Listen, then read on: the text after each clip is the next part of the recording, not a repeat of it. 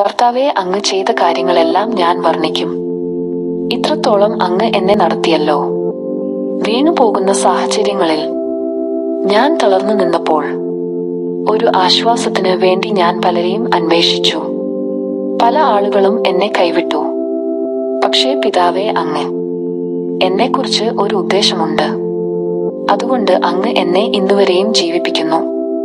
സങ്കീർത്തനത്തിൽ പറഞ്ഞ പോലെ, ഞാൻ യഹോവയുടെ പ്രവർത്തികൾ വർണ്ണിക്കുമെന്ന്. ഇന്നുവരെ നടത്തിയ വഴികൾ എത്ര പ്രാവശ്യം നടത്തിയാലും എത്ര വർണ്ണിച്ചാലും മതിയാകില്ല നാഥാ. പണ്ടത്തെ അത്ഭുതങ്ങളെ ഞാൻ ഓർക്കും.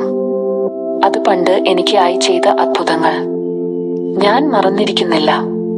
അങ്ങ് ചെയ്ത അത്ഭുതങ്ങൾ ഞാൻ മറന്നാൽ ഞാനും അങ്ങയും തമ്മിൽ ബന്ധം അകന്നു പോകും. ഞാൻ യഹോവയുടെ പ്രവൃത്തികളെ വർണ്ണിക്കും.